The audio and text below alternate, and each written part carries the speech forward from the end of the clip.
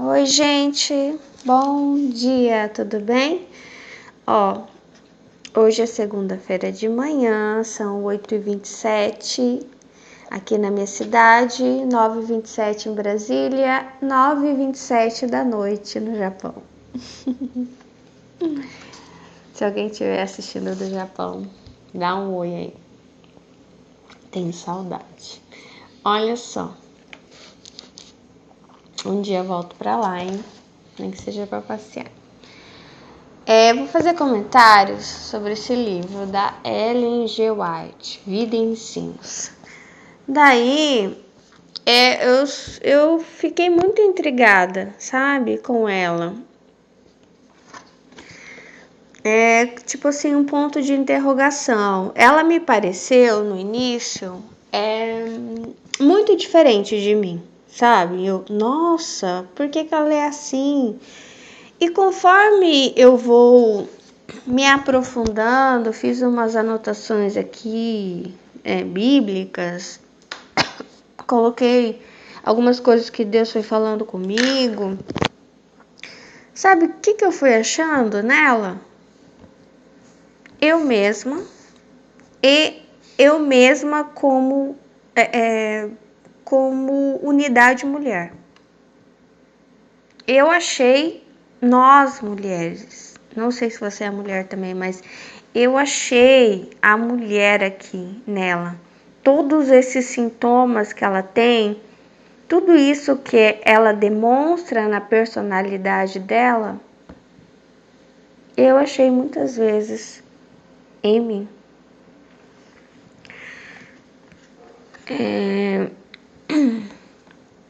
E aí, o que eu quero dizer para vocês é que, segundo o que eu fui estudando aqui das passagens bíblicas, nós fomos levadas a nos sentir assim.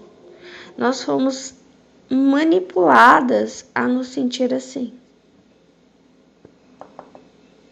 Porque talvez isso era proveitoso para alguém, entendeu?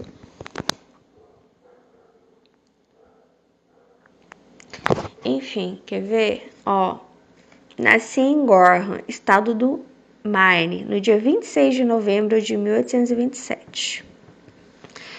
Eu vou passar um pouco para frente. Infelicidade. Sendo eu ainda criança, meus pais se mudaram de Gorham para Portland, Maine. Nessa cidade, com 9 anos de idade, sofri um acidente que me afetaria pelo resto da vida. Em companhia de minha irmã gêmea e de uma de nossas colegas, eu atravessava uma praça da cidade quando uma menina de mais ou menos 13 anos, zangando-se por qualquer futilidade, atirou uma pedra que me atingiu o nariz. Fiquei tonta com o golpe e caí ao chão desmaiada. Quando recuperei os sentidos, estava na loja de um comerciante. Um bondoso estranho se ofereceu para me levar para casa em sua carruagem. Mas eu, desconhecendo meu estado de fraqueza, disse-lhe que preferia ir a pé. Os que estavam ali não se deram conta de que meu ferimento fosse tão sério e me deixaram ir. Mas, depois de andar apenas alguns metros, fiquei fraca e tonta. Minha irmã gêmea e minha colega me carregaram para casa. Não tive lembrança de coisa alguma ocorrida durante algum tempo após o acidente. Minha mãe disse que eu não tinha percepção de nada. Permaneci em estado de sonolência durante 3 semanas. Ninguém, além dela, achava possível que eu me restabelecesse. Por algum motivo, ela pressentia que eu iria sobreviver. Ao recobrar a consciência, parecia que eu tinha estado dormindo. Não me lembrava do acidente e não sabia a causa da minha doença. Um grande berço foi feito para mim e permaneci nele por muitas semanas. Fiquei quase reduzida a esqueleto. Nessa ocasião, comecei a orar ao Senhor para me preparar para a morte. Quando amigos cristãos visitavam a família, perguntava a minha mãe se ela tinha me falado a respeito de morrer. Escutei isso e fiquei agitada. Desejei me tornar cristã e orei fervorosamente pelo perdão de meus pecados. Senti a paz de espírito que provinha disso e amava a todos, sentindo o desejo de que todos estivessem com seus pecados perdoados e amassem a Jesus da mesma forma que eu. Recuperei as forças bem lentamente. Quando consegui outra vez brincar com minhas amigas, fui obrigada a aprender a amarga lição de que nossa aparência muitas vezes estabelece diferença no tratamento que recebemos. Olha só, até aqui o que acontece? A vida dela corre normal. Um dia, por nada, alguém não gosta de alguma coisa qualquer e resolve se vingar dela, que é uma menina mais velha, né? 4 anos mais velha, de 13 anos, adolescente já. Pega uma pedra e lança na cara dela. E aquilo marca ela para sempre. Uma coisa qualquer.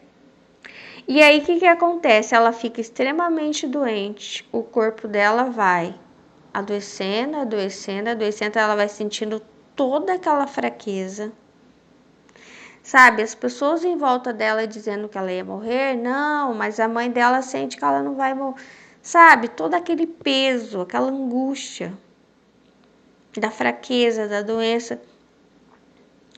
E aí ela vai realmente, né? Acho que é a mãe dela que diz, ó, minha mãe, a mãe dela tinha razão. E aí ela se recupera. E quando ela se recupera, parece que o aspecto visual dela muda. E ela começa a sofrer o quê? Ela volta a brincar com as amiguinhas, mas as pessoas não tratam ela mais igual a antes. E ela sofre por isso. Olha o que ela diz. Fui obrigada a aprender a amarga lição de que nossa aparência, muitas vezes estabelece diferença no tratamento que recebemos. Olha quanta culpa existe até aqui. Muita já. Muita culpa. Muita rejeição.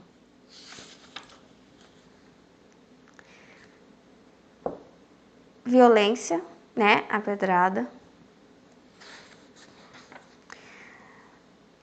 A doença, né? A expectativa das pessoas em torno dela, que a própria doença e as expectativas em torno das pessoas em volta dela também, de certa forma, a violentam.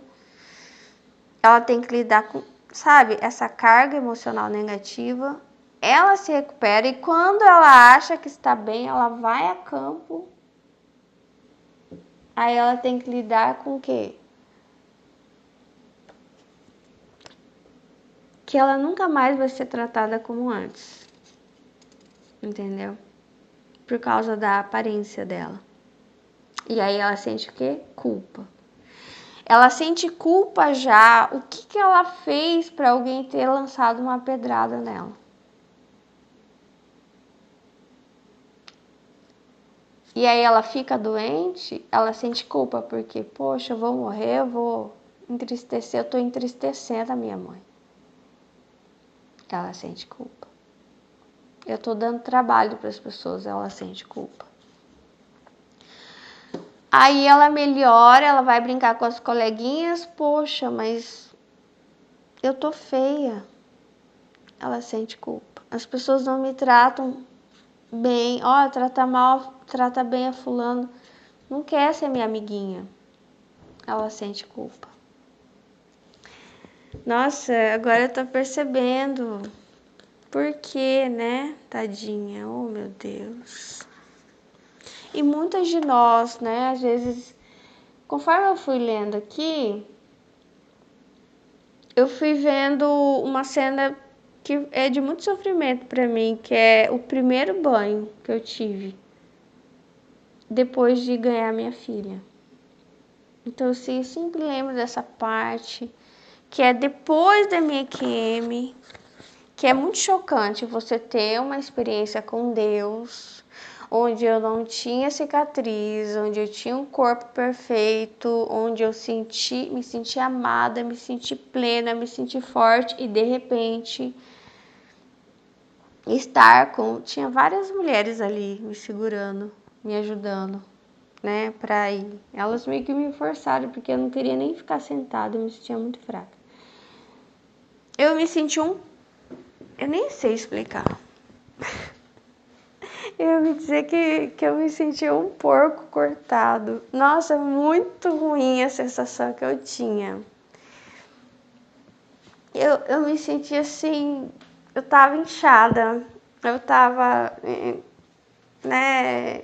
E eu nem vou falar pra vocês a cena que era do banho, que era muito feio.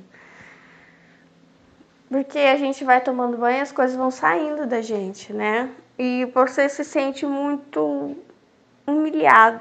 Eu não sei, eu acho que eu senti assim, humilhada, um pouco. Uma situação bem difícil, assim. E o pós-parto muitas vezes é assim, eu acho que é essa recuperação dela, né? Só que eu ainda tive uma filha, né? Então, assim, nossa, uau, todo o sacrifício por ela. E depois eu vou falar um pouco sobre o parto, né? Porque é uma visão sórdida, um conceito sórdido aqui sobre que o parto, ele deixa a mulher impura. Mas aí, continuando sobre a Ellen G. White, ela vai voltar para a escola.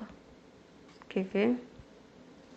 E aí, quem vai ajudá-la na escrita em outras matérias é aquela menina que deu a pedrada nela. Ela se mostrava sempre sinceramente entristecida pelo grande mal que me causara, embora eu tivesse cuidado em não ficar lembrando-a disso. Era meiga e paciente comigo, mostrava-se triste e pensativa quando me via lutando com sérias desvantagens para aprender. Meu sistema nervoso estava abalado e minhas mãos tremiam tanto que fiz pouco progresso na escrita. Consegui fazer no máximo alguns rabiscos com má caligrafia. O que ela disse. Eu ficava com tontura e fraqueza. Tinha uma tosse terrível e todo o meu organismo parecia debilitado. Minhas professoras me aconselharam a abandonar a escola e não retomar os estudos antes de minha saúde melhorar. A mais forte luta da minha juventude foi ceder à fraqueza e decidir que deveria abandonar os estudos e renunciar a toda esperança de aprender. Ou seja, ela sentia que... Coitada, né? Acabou para ela, porque ela não podia estudar. Quando ela estava com as pessoas não tratavam como ela gostaria, né? Aí vem a conversão. Ela se converte e olha só o que ela fala depois da conversão. Uma terrível tristeza me oprimia o coração. Não conseguia me lembrar de coisa alguma que houvesse feito sem que me entristecesse.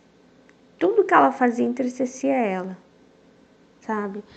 Essa culpa, sabe o que ela sentia? Eu não me amo.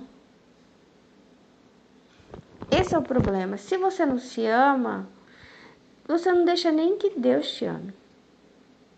Você não deixa que as pessoas te amem e nem Deus mesmo. Você não consegue acreditar que Deus te ama. Se você não se ama, as coisas elas ficam realmente difíceis, entendeu?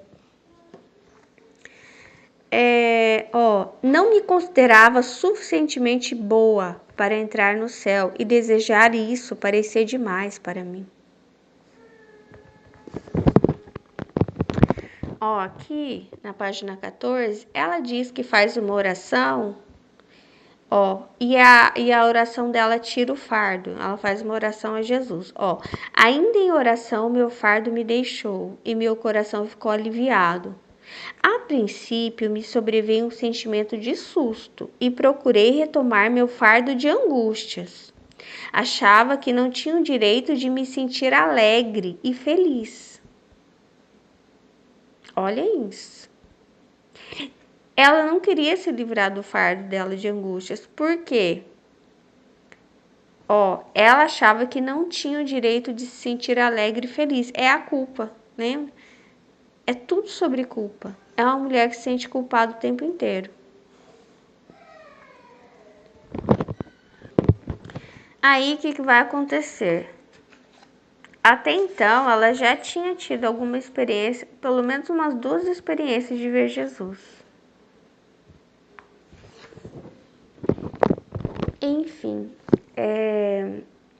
ela recebe uma mensagem, a mensagem do advento em Portland. Igreja da Rua Casca, em Portland, onde a família Harmon assistia às pregações de Guilherme Miller em 1840. Ela conhece esse homem, Guilherme Miller.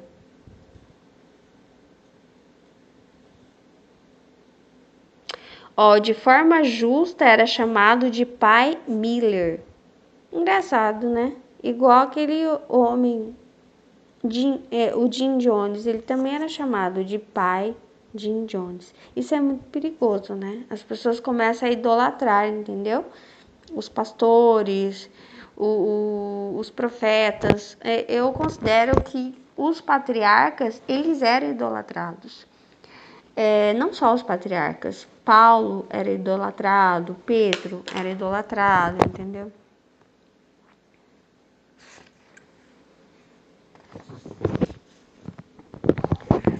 Aqui na página 18 ela fala sobre uma angústia mental. Quer ver? Eram intensos os meus sofrimentos mentais. Algumas vezes, durante a noite, eu não ousava fechar os olhos, mas esperava até que minha irmã gêmea dormisse profundamente. Então saía silenciosamente da cama e me ajoelhava no chão, orando em silêncio, com uma agonia intensa que não se pode descrever. Os horrores de um inferno a arder eternamente estavam sempre nos meus pensamentos. O problema é que ela se achega a Deus por medo do inferno, né? A impressão que dá. E esse sentimento inicial, ele perdura para sempre, né? É o que liga ela a buscar a Deus. Sabia que era impossível viver por muito tempo naquele estado e não ousava morrer e enfrentar o destino terrível do pecador. Como eu olhava com inveja aqueles que reconheciam sua aceitação por parte de Deus. Como era preciosa para meu coração tribulado a esperança cristã.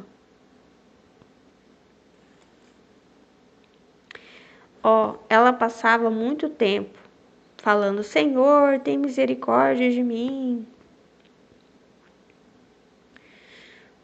E ela diz: eu não ousava levantar os olhos para o céu, porque ela se sentia indigna, mas curvava a fronte para o chão. Fiquei muito magra e fraca, olha isso. Apesar disso, ocultei meu sofrimento e desespero. Ela já tem todo um histórico de sofrimento, né? Acontece algo inesperado. Ninguém sabe que um dia vai sair na rua, alguém não vai gostar da sua cara e vai lançar uma pedra contra você.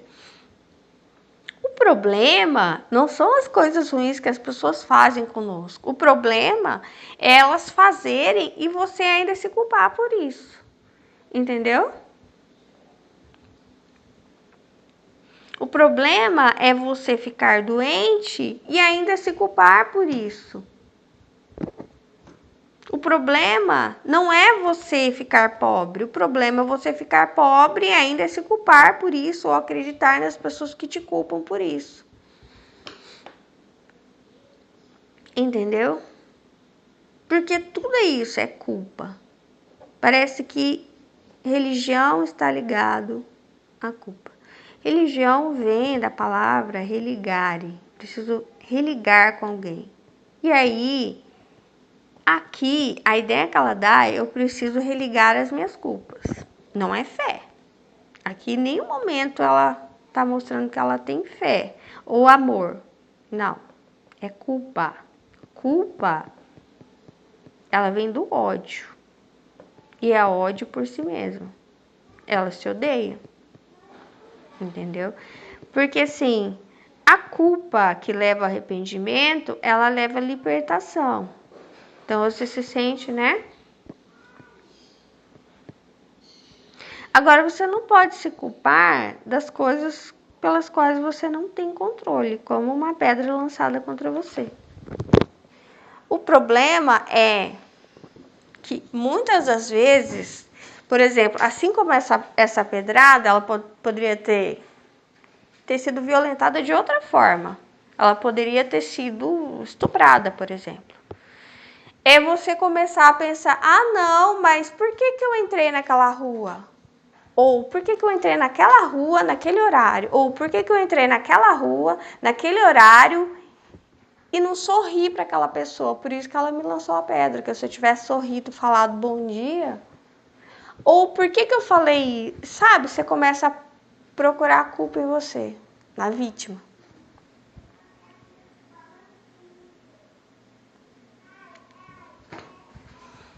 E você não pensa pensa bem, se a culpa é sua, quando tira você de cena, o problema se resolve. É isso que eu quero que vocês entendam. Quando, tá, você é a culpa, vamos ver, Maria, a culpa é sua. Ok. Eu tiro você de cena, o problema resolve. Quer dizer, essa pessoa que vinha andando nessa rua não tem Maria, então ela não vai estuprar ninguém, esse homem. Entendeu? Acabou o estupro do mundo. Ó, tá certo, a culpa era da Maria mesmo, ó. Não, nem existe essa palavra, ó. Riscou do dicionário. Maria não foi naquela rua, naquele beco à noite? Acabou o estupro, não existe. Ah, Maria tá se sentindo culpada porque ela é pobre. Então vamos ver, vamos tirar ela de cena para ver se resolve. Ah, Maria, ó, Maria conseguiu um trabalho, olha lá, ela vai ganhar, ó, ela vai ser gerente lá, né? Então ela vai ganhar, sei lá, 7.000 reais por mês. Ah, ela já não é mais pobre, ela tá pelo menos, né? Já vai dar para comprar o carro dela, pagar as contas dela. Pronto, eu tirei ela de cena. Ela não se sentia culpada por ser pobre? Não existe mais pobreza no mundo. Acabou a pobreza, a culpa toda era da Maria. Entendeu? Quando você tira o indivíduo de cena e a culpa é dele, resolve o problema do mundo. Agora é diferente. Pensa bem, que o problema não é do indivíduo. Ele é muito maior, só que ninguém quer pensar sobre isso. É mais fácil colocar a culpa no indivíduo. Igual, qual é o problema dessa mulher se sentir tão miserável dessa forma, que ela não pode olhar para o céu? Será que o problema é dela? Quer dizer, tirando Ellen G. White, nunca mais nenhuma mulher vai se sentir inferior, vai se sentir fraca, vai se sentir feia, impura. Não, tirou Ellen G. White, resolveu o problema da mulher, porque a mulher ela tem um problema, né? É visível isso. A mulher, ela ao longo da história, ela tem um problema grave. E hoje ele manifesta como? Eu não aceito que eu sou mulher. E tudo isso vem do quê? Porque a mulher é impura. Toda a anotação que eu fiz é sobre isso. A mulher é impura. Ah, se eu, sendo mulher, eu sou fraca, eu sou impura, eu lá quero ser impura, eu quero ser pura. Então eu vou ser homem. Não quero mais ser mulher. Quero ser homem. Porque se eu sou homem, eu sou pura. E se eu sou pura, eu sou forte. E se eu sou forte, Deus me ama. Porque Deus não ama as mulheres. Ou não como ama os homens. É assim como Ellen G. White. Ela vem depois da pedrada, ah, a culpa é minha. Alguma coisa eu fiz. Lembra que ela fala? Ah, uma coisa tola. Mas alguma coisa ela se sente culpada. E as pessoas não me tratam. Sabe? A mulher, ela via como os homens eram tratados. E tudo isso que eu acredito que está no nosso DNA. Tem uma parte do DNA que eu acho que é a carga mitocondrial, que é de mulher para mulher, né? A mãe passa para a filha, que vai passar para a filha dela, e essa parte não muda. Eu não sei, mas eu acredito que toda a história, tudo que as nossas ancestrais passaram, está no nosso DNA, o sofrimento delas. Entendeu? E que, para mim, isso faz muito sentido, essa rejeição. Não quero ser mulher, porque eu não quero ser fraca, porque eu não quero mais ser manipulada pelo homem, não quero sofrer mais o que as minhas ancestrais sofreram. Então, agora eu vou ser homem. Porque é o homem que é o líder, é o homem que é o forte, é o homem que fala com Deus. A mulher não. A mulher só escuta, porque Paulo diz que, né? A mulher não pode falar com Deus. A mulher não pode nem ensinar sobre Deus. Então, eu não quero mais ser mulher, quero ser homem. E tudo que provém da mulher, a menstruação, o parto, tudo torna ela impura, então eu não quero mais menstruar. Eu rejeito. Entendeu? Eu não quero mais ter filhos, porque isso não me torna impura, então também não vou ter. Entendeu? É isso.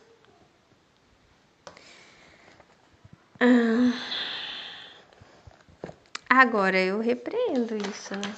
Em nome de Jesus, porque Jesus não era assim com as mulheres. Aliás, tudo que eu disse aqui, eu repreendo na minha vida, porque isso não tem correlação comigo, mas é claro que eu não quero culpar as mulheres que não têm consciência desse processo. Entende? Elas não têm. E elas são uma massa. Todos nós somos em massas e massas. Assim como eu tenho falado para vocês das massas, tem as massas dos passarinhos, tem as massas dos patos, tem as massas das mulheres, dos homens, tem a massa dos homens com as mulheres, que é a humanidade. E a gente traz e vai empurrando o sofrimento, vai ensinando o quê? Que o sofrimento é necessário. A gente vai ensinando o quê? Os consensos sórdidos, porque alguém nos passou sobre isso. Mas, nossa, meu Deus, já deu quase meia hora. Eu nem cheguei na parte sobre... Enfim, vou chegar lá.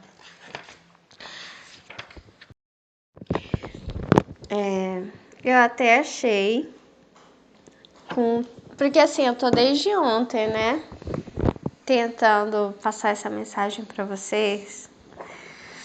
Até agora mesmo. Nossa, parece que é tão complexo que eu me sinto tentada a deletar, porque, enfim. Mas eu acabei achando uma personagem minha da lenda das mulheres proibidas, sabe? O nome dela, eu não desenvolvi ainda sobre ela, tem que desenvolver, chama Grande Esposa. Esse é o nome dela mesmo, Grande Esposa, que aparece lá. É essa mulher com todos esses sintomas aí de culpa.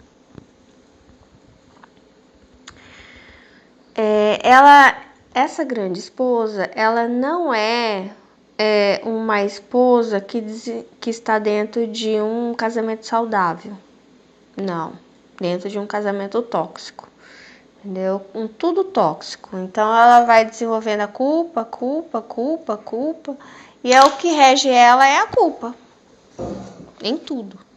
E aí a gente chega na Ellen G. White aqui na parte que eu achei. O meu cafezinho já tá aqui. Ai, meu Deus.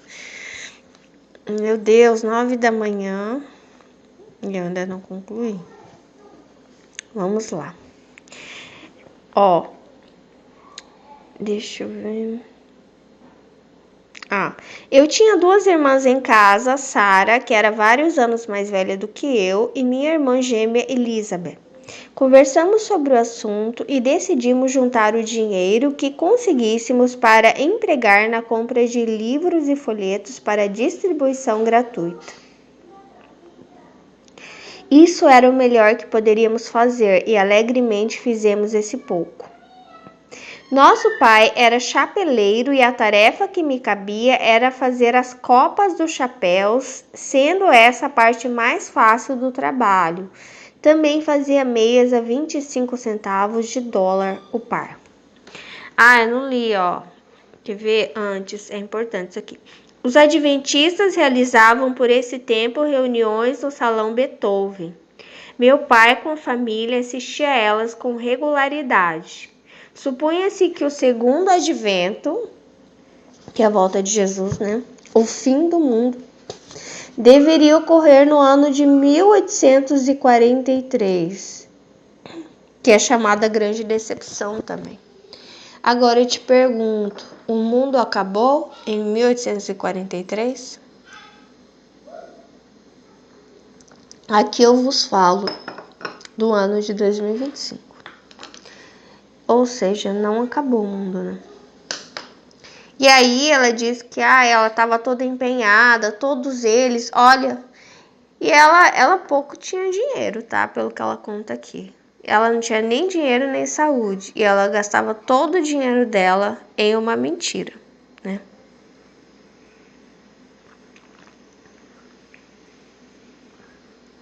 É claro que de primeiro eu pensei assim, nossa, como eles são mentirosos, induzindo as pessoas, né? Mas depois eu pensei assim, mas quantas vezes, sabe, a gente empenha que também, né, a gente não pode ser tão drástico assim. Quantas vezes a gente empenha nosso tempo, nosso dinheiro em alguma coisa, se acredita, né? E aquilo lá não dá certo. Você descobre que aquilo lá, né, sei lá, é uma pirâmide, você perdeu seu dinheiro. Ou você tá lá numa empresa, ela fale. Entendeu? Tem várias situações. Tá todo mundo vendendo um negócio, só que você entra para vender aquele negócio quando o mercado já tá estafado. E aí você perde seu dinheiro que não vende. Enfim, eu não sei. Você pode investir num relacionamento amoroso, a pessoa te trai. Enfim, tantas coisas, né? Você pode viajar para um lugar. Então, eu acho assim, erros, até eu marquei aqui, que Deus estava falando comigo, que existem os erros inconscientes, né, no qual você ainda tem um certo nível de pureza, que pode ser até bastante. E a pureza, ela não é condenada por Deus, sabe? Quando você vê alguém, por exemplo, que foi enganado, que sofreu um golpe, alguma coisa, não fala assim, mas é trouxa, olha que idiota, né? Se fosse eu, tá escrito, aquele que tá em pé, cuidado que não caia. Porque assim, a culpa nunca é da vítima, entendeu? Então, assim, todos os erros que têm um certo nível de pureza, e a pureza, ela sempre é um fator positivo, é o que eu tava pensando com Deus, né? É mais fácil de Deus perdoar, é mais fácil de ser redimido do que os erros conscientes, no qual você usa da racionalidade, da manipulação, mentiras, segredos, você causa dor e compromete, isso tudo que eu anotei, muitas vidas, usa de tortura física ou mental, enfraquece as pessoas, leva as pessoas a se odiarem, fazendo crer que o sofrimento é necessário e que o sofrimento é bonito, se aproveitando do sofrimento das pessoas, das massas, manipula massas, entendeu? Então, por exemplo, qual que é a diferença aqui desse homem, desse pregador, e mesmo da Ellen, né? Que acredita numa mentira, né? Porque o mundo não acabou. Enfim, tem acredita aí, faz uma previsão e o negócio não acontece, é um falso profeta, né? E Deus permite, Deus ela não morre. E ela revive, né? Para gastar o tempo dela e o dinheiro dela em uma mentira, né? Por bastante tempo. Por que Deus permite isso? Eu fiquei pensando, né? E aí eu pensei nisso, nesse erro inconsciente que é, sabe, errinho de criança às vezes? E o erro consciente que é semelhante a um erro de adulto. E esse erro de adulto são os erros que fazem maiores estragos, né? E eu acho assim que eles fizeram um cálculo e a diferença desse Guilherme Miller pro Jim Jones, por exemplo. Os dois são falsos profetas. Aliás, eu já falei, né, que também todos nós somos falsos profetas. Eu falei do cérebro, que eu já fiz, já apaguei essa mensagem várias vezes, já nem lembro mais o que eu já falei, enfim. Eu acredito que o nosso cérebro tem uma capacidade, além do que a gente imagina. Acredito que Deus fala com todos. Não é como Moisés disse que Deus só falava com ele. Não é assim. Deus já fala com todos, desde sempre.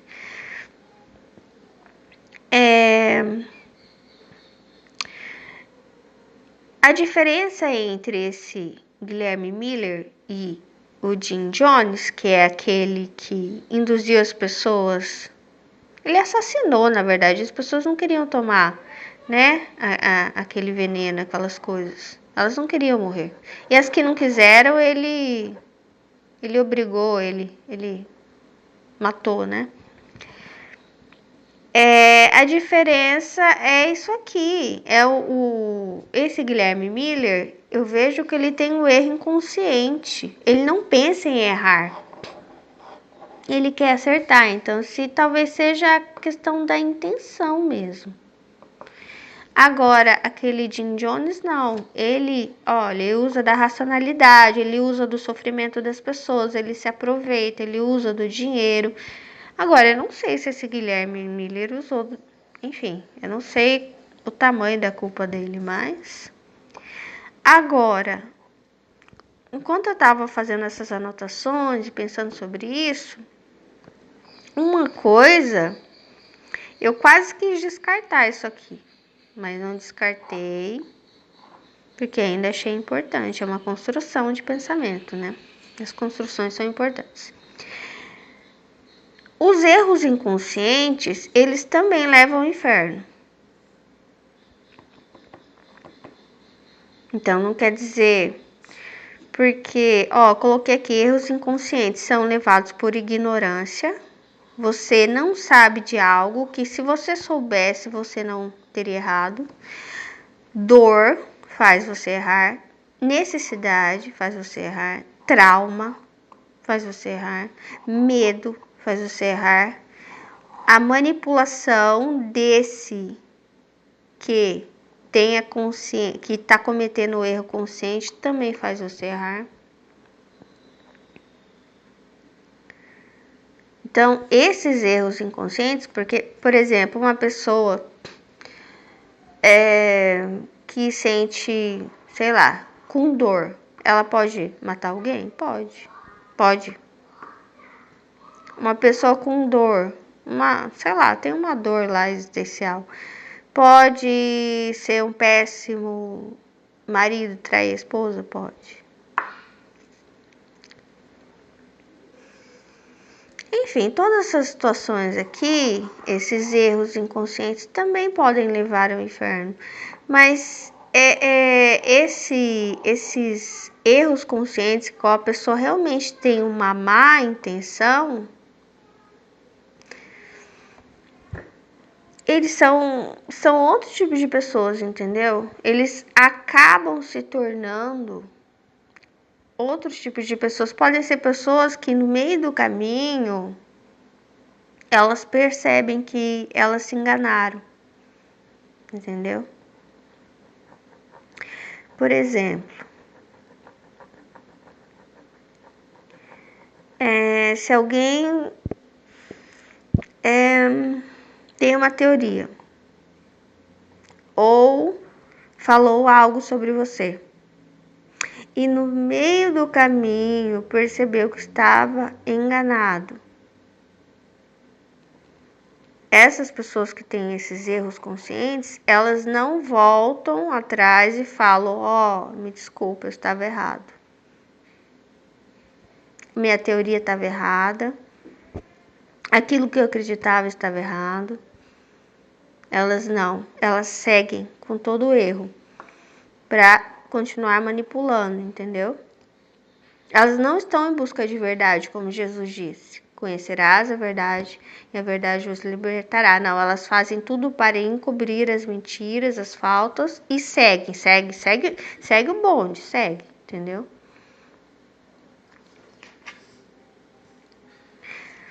Só que o problema é que depois que morre, tá tudo gravado, entendeu? Tá tudo na nuvem. Que ontem eu fiz para vocês corpo, alma e espírito, tá tudo na nuvem. Tá tudo registrado. Então, assim, não tem como. Segue, não. Você tem que resolver as coisas. Resolva as coisas antes que morra. Resolva. Por quê? Depois, se não resolver, pode resolver lá no inferno. E não resolve lá. Que lá é só pra ser castigado, só pra sofrer. Então, resolva as coisas. Resolva. Não segue, sabe? E daí eu vou continuar lendo aqui. Na parte que ela fala que ela tá gastando o dinheiro dela, né?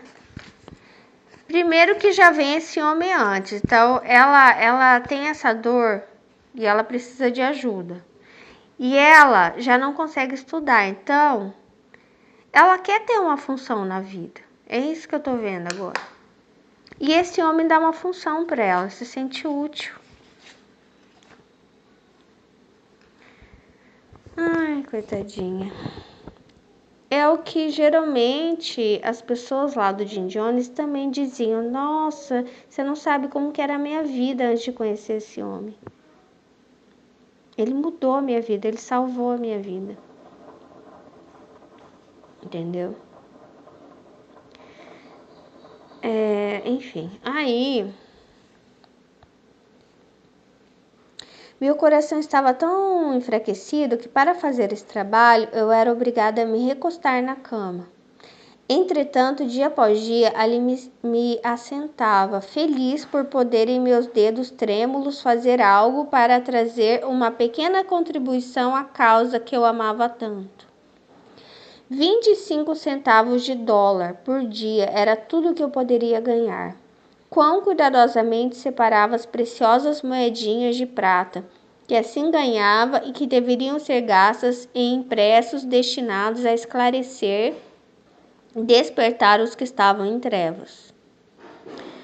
Não tinha tentação de gastar meus lucros para minha própria satisfação. Eu até quero anotar essa palavra, satisfação. Olha aqui. Lembra que ela tinha falado da alegria? Eu vou anotar essa palavra, alegria. Ela disse o quê? Eu tenho que me lembrar das minhas angústias, retomar a carga de angústias, porque eu não devo ser alegre. Eu não devo ficar alegre. É errado, é pecado. E aqui que ela está dizendo, eu não devo ter satisfação. É errado, é pecado. Olha. Minha roupa era simples. Nada era gasto em ornamentos desnecessários, pois... Olha só, olha como é hipócrita isso que ela fala. O que é ornamento desnecessário? A roupa, não sei se vocês sabem, não é para cobrir o nosso corpo do pecado, Porque o corpo não tem pecado nele em si. A roupa, ela é criada para proteção. Proteção do quê? Contra o calor e o frio. Então a roupa, ela sempre está protegendo. E proteção, por exemplo, sapatos. Protege do quê? Espinhos, pedras, entendeu? Conserva a saúde. Então essa função, todas as funções das coisas que a gente tem são funções de utilidade para facilitar a nossa vida e preservar a nossa saúde. Não tem essa intenção de dizer, ser humano miserável, imprestável, sabe? Pecador. Não tem isso, não tem essa carga de culpa, não. E ela faz chapéu, e desde onde o chapéu, ele é um acessório. Ninguém morre por não usar chapéu. Pode morrer por não usar casaco, mas por não usar chapéu é mais difícil, né? Então, assim, ele é um acessório. E ela aqui, ela diz que os ornamentos são desnecessários, pois a ostentação me parecia pecaminosa. Então eu sempre tinha um pequeno fundo reserva com o qual podia comprar livros adequados. Quando ela diz livros adequados, eu já... talvez os meus não sejam então, né? Porque os livros adequados são aqueles o quê? Que trazem os consensos sórdidos, né? E no qual as pessoas acreditam que está o quê? A culpa, né? E outras coisas que... Enfim, esses livros adequados são o quê? Os livros que trazem a ideia do 1843. Entendeu? Ela quer tirar as pessoas das trevas, só que olha só a hipocrisia. Ela mesma não sai das trevas. Ela mesma não consegue sair da culpa. Entendeu? Se pegasse uma mulher dessa, olha o jeito que ela tá, fraca, doente física, emocionalmente, espiritualmente, se sentindo rejeitada, com pouco dinheiro, ou vou colocar aqui, pobre. A mão dela treme, ela continua trabalhando, fazendo esses trabalhos manuais. O que você faz? Chega essa mulher, você tem que ajudar essa mulher. O que você faz com ela? O que você fala para ela? Esse é o problema. Aí, sabe como que tratava uma mulher dessa? Colocando mais culpa nela, mais peso nela. Não é assim. Ela já tá desequilibrada. Então, é aquilo que eu falei para vocês. O desequilíbrio, ele é curado com outro desequilíbrio. Ela precisa de muito amor. Ela precisa dar muita atenção para ela. Entendeu? Esse é o desequilíbrio que ela precisa. Porque para compensar, olha quanto tempo que ela tem se odiado, que ela não tem se valorizado. Ela precisa desse desequilíbrio de agora pensar nela, se valorizar. Mas não, o que ela faz? Ela continua, o negócio já tá para a esquerda. Ela vai puxando mais para a esquerda. Entendeu? E vai ficando cada vez pior. E eu entendo, eu achava assim, essa mulher não existe. Não, essa mulher lá é 1800 e pouco, século XIX. A gente está no século XXI. Essa mulher existe. Muitas vezes somos nós. Quando a gente tá mal, por alguma razão, pode ser, eu tô fraca hoje. Poxa, eu tô sem dinheiro hoje. Poxa, as pessoas não estão me tratando da maneira que eu gostaria, sabe? Enfim, sabe, todas essas situações que ela passa. Eu tenho que me recostar na cama porque hoje, né? E ainda eu sinto esse.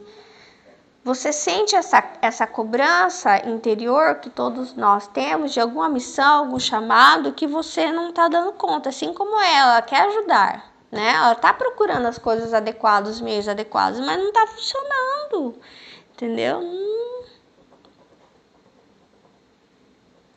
Em vez de você pensar que eu não vou olhar para minha fraqueza e me sentir culpada. Não vou olhar para minha pobreza e me sentir culpada. Não vou olhar para a rejeição das pessoas e me culpar. Não vou olhar para os meus poucos e fracos resultados e me culpar. Eu vou me amar, eu vou me fortalecer. Se você vê que uma planta está seca, você vai lá e água ela, e não vai lá com, sei lá, um secador, fala, vou deixar você mais seca ainda. Não. Se você tá com fome, você tem que ir lá e comer. Se tá com sede, você tem que ir lá e tomar água. As necessidades, elas não têm culpa sobre elas. Isso é uma coisa que o homem, ele criou fogo, ele criou escrita, ele foi progredindo, em algum momento ele sentou e escreveu a culpa. Ai, descobri, assim como ele descobriu o fogo, ele descobriu a culpa. Aí, o que ele fez? Reuniu com os filhos dele, a partir de agora nós temos isso, a culpa. E ele foi ensinando. A culpa você ensina, assim como você ensina o ódio. Eu tava pensando, Deus, como falar com isso para eles, né? Porque ninguém nasce odiando. A gente aprende a odiar as pessoas por serem diferentes. Aqui eu coloquei,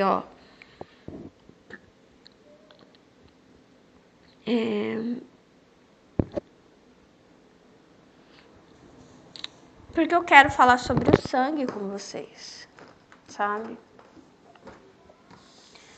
Eu quero muito falar sobre o sangue, porque eu nem sei direito, eu vou estudando, eu vou descobrindo as coisas, eu vou ficando mais triste ainda. Como que fala? A ignorância, ela traz felicidade, né? Lá no céu é assim, quanto mais você descobre, mais feliz você fica. Aqui na terra não, quanto mais você descobre, mais triste você fica. Porque aqui é misto de céu e inferno, entendeu? Ele tem os dois lados. E aqui são momentos decisivos que a gente tem na vida. E é o nosso comportamento. O nosso comportamento, as nossas decisões decidem tudo. Não é só as coisas nas quais a gente acredita, mas as coisas que a gente coloca em prática. Só que quando você perde uma oportunidade, Deus ele dá outra, ele dá outra. Enfim, o sangue. Vou ter que encerrar. Eu não vou conseguir falar sobre o sangue, tá? Vou fazer um outro áudio para falar sobre o sangue. Eu só quero dizer para vocês o seguinte. Eu ia dizer para você mulher, mas também serve para você homem. Por quê? Você homem precisa da mulher. Você veio de uma mulher. E você mulher também veio de outra mulher. Se mirem em outras mulheres. E eu quero dizer o que para vocês? Vocês não sabem quem vocês são. Vocês não fazem ideia, porque se eu não sei, esses dias, e na verdade já tem um tempo, talvez pelo menos desde meus 10 anos, quando eu tive uma conversa com ele e eu tenho a impressão que eu não sei quem eu sou. E por isso que eu digo, vocês não sabem quem vocês são, vocês não sabem porque vocês agem assim, vocês não sabem porque vocês sentem assim. É como se existisse uma verdade muito grande e que a gente desconhece, uma verdade transparente e que vem manipulando a gente desde lá, uma força invisível que vem empurrando e comprimindo a gente e separando a gente e organizando a gente, uma força ruim, entendeu? E que causa sofrimento, que é esses erros conscientes, que são os consensos sórdidos. É uma força muito grande que não é de agora, não é do ano 2000, não é de 1900, não é de 1800, não é de 1700, não é do ano 1000. É, ó. E ela vem, como eu falei, ela vem sendo empurrada, empurrada, empurrada, empurrada. E ela é uma força que ela organiza as pessoas, ela separa as pessoas, ela e aliás, isso é muito sobre a minha personagem, uma das minhas personagens, que chama Belanina. Ela, agora eu tenho ideia, ela procura esses consensos sólidos. Ela. Mas ela também ela ganha outros nomes em outros livros, mas é como se continuasse sendo ela, a Belanina. E essa força do mal, essa força ruim, é a força que causa todo o sofrimento na Terra. É uma força invisível, transparente. Ela parece verdade, mas ela é mentira. E manipula as mulheres, e manipula os homens, só que o homem ele já tá, né? Ele já sente, mas a mulher ela sofre demais, ela vem sofrendo demais, entendeu? Enfim, ela é a parte mais frágil, ela é a fonte da vida, porque através dela nasce. E ela é a parte que Satanás mais ataca, né? E toda a situação que eu vou falar aqui do sangue, talvez seja isso. Ataque ela, porque é dela que vem a vida. E aí eu penso, né? Nossa, por que a mulher é tão odiada durante toda a história, né? E hoje ela se odeia. Ué, vai lá em Gênesis pra ver. O que Deus falou da mulher com a cobra? Que elas iam ser inimigas para sempre.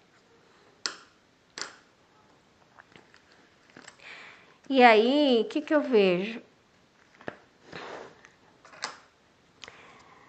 O inimigo, ele usou muitas vezes o homem, grandes líderes, eu coloquei aqui, grandes líderes que cometeram erros conscientes para colocar essa culpa nessa mulher, torturá-la física e mentalmente, dizer que o sofrimento era necessário, que ela era impura, isso e aquilo, entendeu? E aí ela chega hoje, que ela não se ama, não consegue se amar. Ela não quer ser mulher, enfim, tudo isso que eu falei.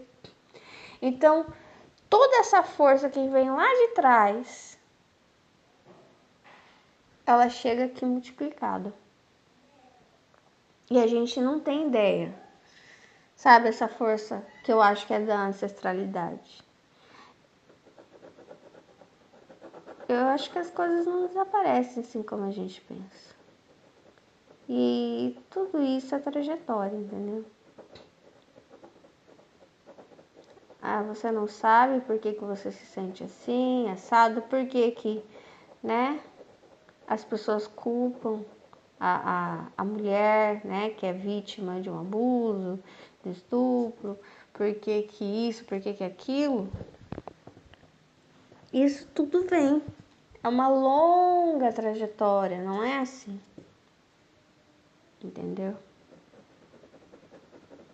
E aí, quando eu fizer o áudio sobre o sangue, vocês vão entender em várias situações que essa mulher ela é dada como impura. Então tá tudo dentro de nós. né? Porque diz Deus está dentro da gente, mas também a rejeição tá. Os consensos sólidos estão dentro da gente.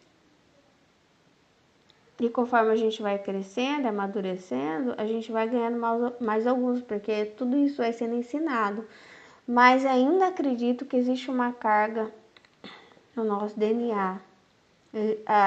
Acredito que a história da humanidade está dentro da gente. Não sei, eu acredito nisso. Tchau. Deus abençoe vocês.